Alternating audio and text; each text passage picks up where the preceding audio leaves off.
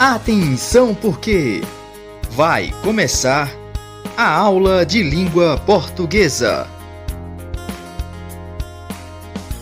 Olá pessoal, tudo bem com vocês? Oitavo ano. Então estamos aqui para mais uma aula de língua portuguesa. Hoje nossa aula de número 18. Então vamos iniciar fazendo a correção da atividade da aula 17. Onde tinha aí a crônica A Outra Noite, certo? De Rubem Braga. Primeira questão. A opinião sobre a noite dada pelo narrador e pelo taxista foram as mesmas? Justifique sua resposta. Não, né? O taxista ele achava que a noite era uma noite de vento, de chuva apenas, né? Enquanto o narrador ele dizia que era uma noite de um luar lindo e as nuvens lá em cima eram alvas, uma paisagem irreal. Segunda questão. Qual seria a outra noite que foi apresentada como título do texto, né? A outra noite aí que já veio no título do texto era a noite vista pelo narrador, né? Ele via de uma forma diferente. Terceira questão. No trecho a seguir, retirado da crônica, notamos a presença do discurso direto ou indireto. Podemos observar aí, né, e é uma característica da crônica, o discurso direto, né, por apresentar a fala dos personagens. E observem aí que nesse trecho, né, eu tenho aí, a partir do travessão aí, o senhor vai desculpar, eu estava aqui a ouvir sua conversa. Mas tem mesmo luar lá em cima, né? Então, ele delimitou ali, separou ali a fala do personagem. Então, por isso eu tenho um discurso direto. Quarta questão. Que tipo de narrador está presente na crônica? Nessa crônica aí eu tenho um narrador personagem. Por quê, professora? Porque ele narra e participa da história, né? Eu tenho a fala do narrador como personagem. Então, eu tenho narrador, personagem. Quinta questão. Que fato do cotidiano a crônica que você leu explora? Lembrando que as crônicas, elas trazem fatos cotidianos. E nesse caso aí, o fato cotidiano foi uma conversa sobre o tempo durante uma corrida de táxi. E vamos lá para o nosso assunto de hoje, que está bem fácil. Denotação e conotação. A conotação e a denotação são manifestações da linguagem que estão relacionadas com o significado das palavras ou expressões de um enunciado. Então, a conotação e a denotação estão relacionadas aos sentidos das palavras, aos significados dentro dos contextos, certo? Quando uma mensagem ela está em seu sentido literal, ou seja, de acordo com o significado do dicionário, ela é chamada de denotativa, certo? Então, o denotativo é o sentido real da palavra, literal, aquele que é estabelecido, que tem lá no nosso dicionário.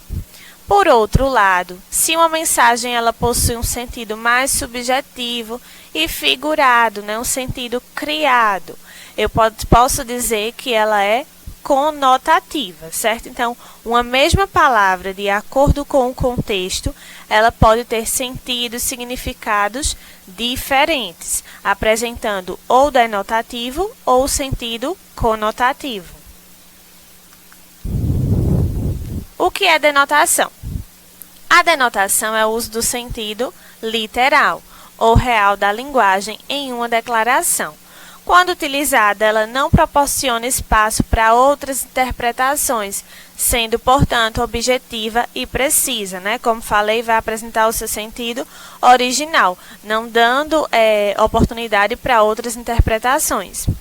Por esse motivo, a denotação ela compreende o sentido dos dicionários. Eu costumo dizer para meus alunos, quando se tem a palavra denotação, lembrem do D de dicionário. Então, só é se remeter ao dicionário e o sentido que é estabelecido nele. Ou seja, o sentido próprio, original e direto das palavras. Assim, a intenção de uma enunciação denotativa é emitir a mensagem ao receptor, de modo que ela não seja interpretada ou decifrada de outra maneira, e sim no seu sentido real. Então, eu tenho aí exemplos de texto, certo? Que vão usar a denotação, né? Que vão usar suas palavras realmente no sentido real, denotativo. Com o intuito de não abrir margem para outras interpretações, muitos gêneros textuais utilizam a linguagem denotativa, que são exemplos de notícias e reportagens, bulas de remédios, manuais de instruções e textos científicos, certo? Então, esses gêneros que acabei de falar, eles precisam colocar suas palavras no sentido real, certo? Não no sentido figurado. Então, são exemplos de textos que usam as palavras no sentido denotativo. Já a conotação. A conotação é o uso do sentido figurado, metafórico ou subjetivo da linguagem em uma declaração. Quando utilizada, ela proporciona interpretações abstratas, que vão além do sentido real das palavras, ou seja, das definições que aparecem nos dicionários. Por esse motivo, ela recorre ao uso das figuras e vícios de linguagem para a transmissão das mensagens. Dessa maneira, amplia-se o sentido das palavras, dando lugar à análise do que está implícito no texto. Então, as palavras no sentido conotativo, elas vão abrir um leque de interpretações. Muitas vezes, a mesma palavra ela pode ser utilizada com 2, 3 interpretações diferentes. Então, vai depender ali do contexto. Então, são palavras que são utilizadas no sentido figurado, certo? Exemplos de textos aí que utilizam a conotação, certo? Os textos literários, como poemas, crônicas, novelas, certo? Mensagens publicitárias, charges e tirinhas e histórias em quadrinhos, certo? São exemplos de textos que eles vão utilizar, sim, essa linguagem figurada. Ah, professora, é obrigatório, sempre vão utilizar? Não, certo? Mas são textos que utilizam, sim, é possível essa utilização das palavras no sentido figurado, certo? Muitas vezes pegamos uma tirinha onde lá tem uma palavra que causa aquela ambiguidade, aquele duplo sentido, né? Justamente por isso ela foi utilizada no sentido figurado. Então, vai nos remeter a várias interpretações.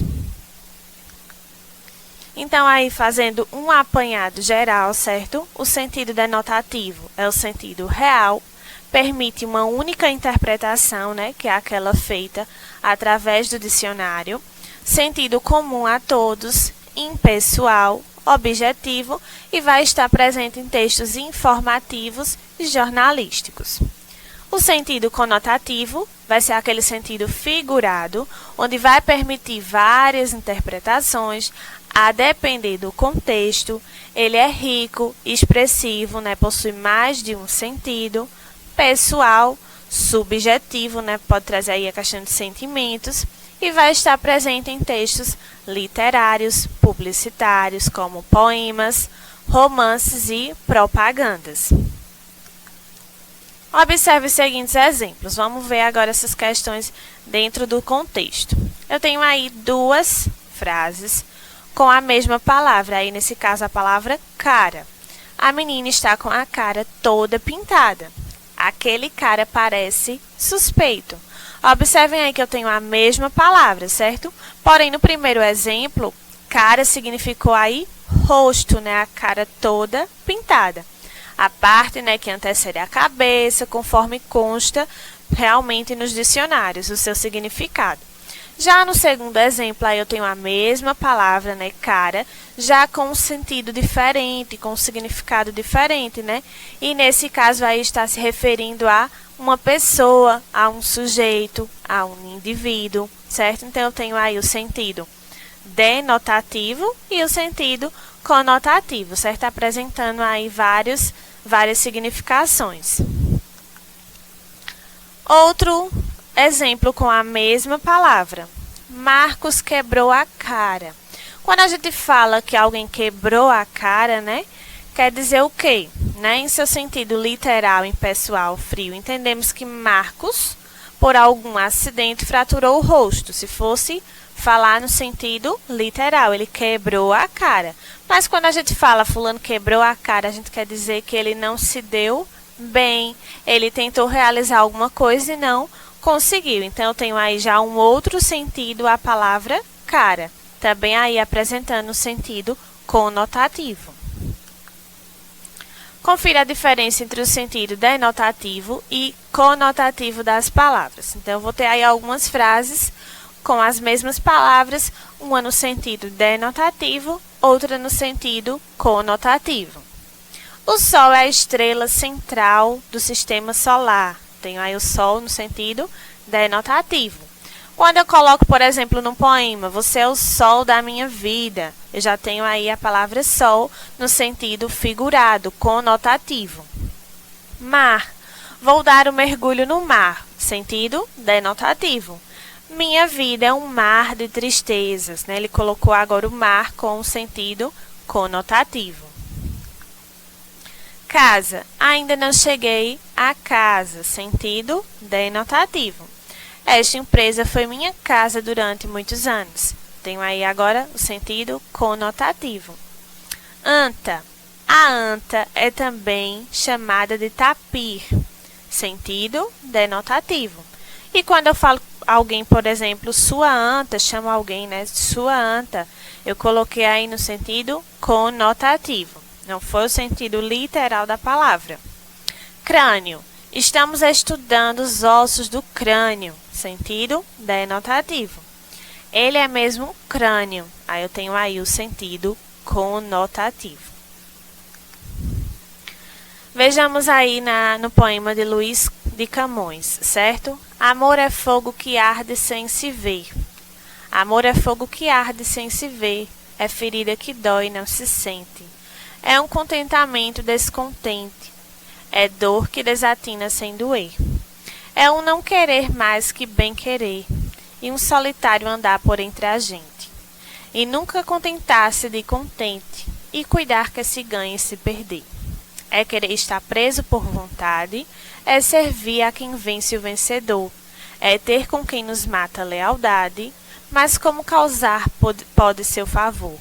Nos corações humanos a amizade, se tão contrário a si é o mesmo amor. Então, observem aí que a palavra fogo, ela foi utilizada aí, né, nesse contexto com outro sentido, né, com um sentido figurado, com um sentido conotativo, né, que é aquele amor avassalador, né, nesse caso aí a palavra fogo, né, amor é fogo que arde sem se ver, ele quis fazer referência a essa questão. E do outro lado aí eu tenho, né, o significado real da palavra fogo, né? O fogo é resultado de uma reação química em cadeia entre os seguintes elementos: combustível, comburente e energia. Então, eu tenho aí o sentido denotativo, aquele em que aparece nos dicionários, o sentido real da palavra fogo. Então, como falei para vocês, temos o significado da palavra fogo no sentido denotativo, literal, né? Sua definição de acordo com o dicionário. Já na poesia, né, o sentido foi utilizado de uma forma figurada, né? De uma forma conotativa. Fogo, nesse caso, revelou o algo intenso consumido por uma paixão avassaladora.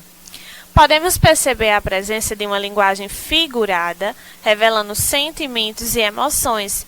Esse tipo de linguagem é utilizado em textos literários e anúncios publicitários. Vejamos aí nesse caso desse anúncio publicitário.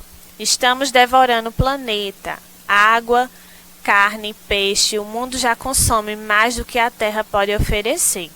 Então, observem aí o verbo devorar nesse contexto aí, nesse anúncio publicitário. Ele está realmente falando no sentido de comer o planeta? Não, né? Ele vai apresentar aí um sentido conotativo, né? Ele não está falando no sentido literal de comer o planeta, mas na questão da destruição do planeta, né? Por meio das ações do próprio homem. Então, como falei, é bem comum aí em textos publicitários a linguagem conotativa. Eu tenho aí a conotação e denotação em textos não verbais, né? Observem que aí eu tenho apenas uma imagem, né? Onde eu tenho aí um coração na sua forma real, né? De como ele é realmente de forma anatômica. Então, eu tenho aí o sentido denotativo, né? Real. E aí, no sentido conotativo, alguém fazendo um coração com as mãos, né? Representando um ato de afeto, de amor. Porém, aí, nesse caso, foi utilizado no sentido figurado, no sentido conotativo. Então, podemos ver também que é possível, né? Essa conotação e denotação em textos não verbais, onde aparecem apenas as imagens. Tenho aí também uma tirinha. Isaías, quebra um galho para mim? Claro, que bom, preciso que... Aí ele vai e quebra o galho.